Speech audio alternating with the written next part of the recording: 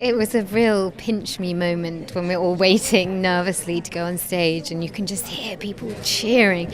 And actually what hits you is the affection, the warmth that was coming from the audience today for the franchise and for those characters, and actually it's just been such a wonderful experience. It really has. You can't help but be touched by those characters, and you have such empathy for them, and you invest in them, and I hope that in Rogue One we do the same. You feel the same when you watch it. It's a group of unlikely heroes who band together to steal the plans to the Death Star. It was the first time that people had seen some of the behind-the-scenes footage, which is absolutely incredibly shot, and gave people, I think, an impression of how we've been working and the authenticity that we've been wanting to get in the film, and trying to make it feel as immersive as possible, and when you watch it, that you're really rooting for those characters, and you want them to succeed, but you're there with them in those battles. That's what we hope people will feel. It's been an exciting day. I mean, I've been waiting for this quite a long time. It was, the energy in that room was unbelievable. You know, I've never done a project that people is expecting so much. You know, that feeling of like, my God, they really want this out. You know, and I was sharing the feeling because I didn't see that piece till today. You know, so I was also very excited to watch it. It's been a year of secrecy, you know, of not being able to talk, not even to your best friends or family. And finally we're allowed to talk and to start sharing this amazing journey we just went through. And hoping that the film does great, you know, and that it pays back all that love that we are receiving. We're a family now, you know, so it felt great to be all of us there. Normally, press is about you going there and talking, and that's it. And this time it was the team, the family, and those who were not on stage were down there, you know. I could see the DP, the producers. It was an amazing celebration. It's very rare that you do something that matters so much for so many, you know, and that also connects me with my childhood, you know. It connects me with my love for cinema, you know, comes out of A New Hope and my journey through the Star Wars world, you know. So I don't know, I'm a fan too, you know, and that doesn't happen often, that you are as excited as those who are sitting down there. I was born in '79, and I was like the young cousin in the gang of, you know, my family. So there was this thing of wanting to belong, you know, to what my older cousins were talking about, and I jumped into the world of Star Wars to be part of that, you know. So I felt connected to that kid I was, you know, today, and I felt again that excitement. It's the most grounded film of Star Wars, I think. You know, this is the film about the people. You know, this is the film about rebels. You know, doing something, and there's there's the belief for the Force, but we're not Jedi's. We are rebels, and we're fighting for freedom. You feel that energy when you're first walking in, because we were walking in and we could hear the audience and they were clapping, and we're thinking, what's going on out there? What are they showing them? Why are they so? And you know, it's this so intense. They've already must be watching something, you know. And then when you go and you watch the audience from backstage, you kind of get the feel. But until you walk out on the stage and you feel like these 4,000 some odd people being so supportive, you know, I think you can't understand it till then. I think some of the behind-the-scenes stuff that they're showing was so intense and impassioned. You know, it's really exciting to see, actually, because for myself, when I watched it, I was like caught by it. It's very emotional. It's very intense. It's the way it's shot, the way it's, you know, structured. The music they use really grabs you. I think the audience really was taken by it.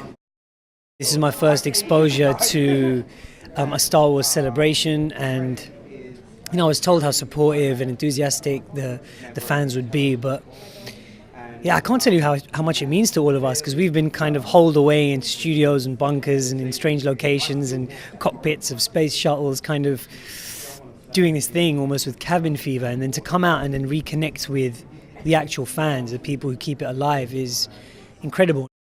One of the things that's just special about the Star Wars movies is the suspense and the anticipation that accompanies it. You know, what new parts of this incredibly rich story world will be revealed. And so we want to try and kind of, tell people enough, but not tell them too much. Rogue One is a film that's inspired by just one of the lines in the opening crawl, the opening text of Episode 4, A New Hope, and it's about a group of rebels who get together to try and steal the plans to the Death Star. We've been kind of working really hard on this, trying to make this film as good as it can possibly be, try and really just for the fans to try and make sure that they're happy with something that means so much to them. And so to kind of show little bits of the film here and see that reaction, it's a massive sigh of relief, and it's also a massive injection of excitement for us all. What they showed today was a behind-the-scenes clip, a kind of sizzle reel of lots of exciting sequences from the film, but shown from the perspective of a kind of making of. So, it's the fans that really make Star Wars what it is. And so I think everybody at Lucasfilm felt it was important to try and just let them into even the making of this, because we don't make this alone. The fans make it too. They make it what it is. K2SO is a droid. He was a former security droid for the Empire, and he was reprogrammed by Cassian, who is Diego Luna's character, and Captain Andor. And so he is his droid, and he is devoted to Cassian. I've been to a lot of conventions before, a lot of cons before, but never one that was specific to one universe and that was so big. I mean, it's a lot of Star Wars fans in one place, and when you're the next movie coming out, there's a lot of energy focused on you and your project, so it was exciting.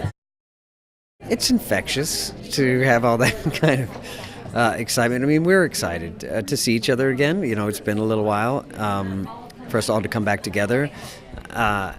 And then also for us to see some of the movie as well, because we haven't seen the polished part of this movie. We've seen, what we were seeing on set, but there's so many pieces coming together, as you could see in the behind-the-scenes footage, that seeing it put together with all of the elements is nice. I was probably a little too young to go to see Star Wars in the movie theater, but I did. And then Empire Strikes Back and Return of the Jedi. They were just the best movies. You couldn't miss them. They were, as you wouldn't miss these. They're important. It's just very rewarding as an actor and as a fan. Seeing the result today on stage and seeing the response from all the fans, and I can't wait to see the movie. It's funny, I'm looking at him as like I'm looking at a kid, in a candy store every single day, walking through all of us, all the cast, I remember Gareth, walking us through the scene and humming the beat. It's just so funny looking at this director, this young man, that you can see that kind of child love and passion pouring out of his body. It was quite inspiring for me as an actor to see a director. You get motivated by a director having that kind of passion. My 8-year-old son is dressed in Kylo Ren outfit, full outfit, with the lightsaber. So, so they're just having a ball. I love the fans, and I love the people we work together. Yep, I like the atmosphere. I'm lucky. I feel happy. I'm a part of Star Wars. Being in front of such true die-hard Star Wars fans and unveiling Rogue One it's pretty special. I mean, there's a lot of love for the entire series in that room. It's pretty good. You don't get many better audiences than that. You walk out there and there's a moment where the crowd's like going where, and then they see and they sort of lock on, and then people just stand and they just start cheering, and then you walk along and there's people taking photographs in front of you, and you just keep moving through them. You go up the stairs and people are pretty excited. It's pretty surreal. If I wasn't on the stage, I'd be paying money to be in the crowd. It was like, I'm a massive Star Wars fan. It's where Star Wars was made. You know, the original trilogy was shot in London, and Force Awakens was London. We're London, so it's the home as far as I'm concerned for Star Wars. If you tell me as a kid, like 40 years from now, like you're going to get to make movies, well, wow, and then go, guess what movie? Star Wars. I just don't think I would have believed it. I would have been. It's all very surreal. Every day is surreal on Star Wars. There's nothing like celebration. I think the fact that people care so much and they put so much of themselves into the things that they create, that's something that I tell everybody who doesn't know anything about celebration is you just can't believe what people actually make and the time and effort and care they put into things. It's really extraordinary. It's extraordinary. I mean, to think that 1976 is when, everybody was here, and it's been 40 years and we're back in London, and it just happens to be celebration. And we're making Rogue One, which happens to be leading in to New Hope. That was not planned. It's ironic and wonderful at the same time. I've been really looking forward to show some of the things that we're doing, because what we're trying to do with the Star Wars stories is to step outside of the sagas and the episode stories a bit, to take some risks with how we're cinematically approaching these movies, and the fact that we're bringing all new characters into these stories. It is a bit of a risk when people have grown to expect certain things, but I think today, when they saw what this looked and felt like, I think they were pretty excited. It gives us an opportunity to really explore completely different stories with different characters, but inside the same universe. And we treat Star Wars now as almost like a kind of history that we're drawing from. George left us this amazing mythology that we can now use as we create these new stories. So that's really exciting. Gareth is a giant fan. He even took his girlfriend years ago, went into Tunisia where they shot, and had blue milk. I mean, when he told me that, when I first met him, I said, no one has told me a story like that. I think that alone is a reason to bring you into the fold. Everybody's bringing up the fact that we have Rey now and we have Jyn Erso.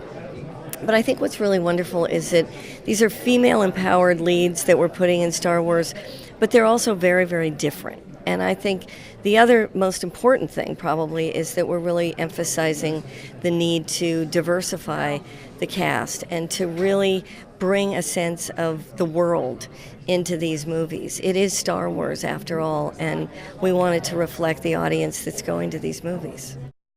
It's the fans. I think going to events like this and seeing people get so excited and to try to meet that expectation with the things that we're creating, that's what I get the most excited about.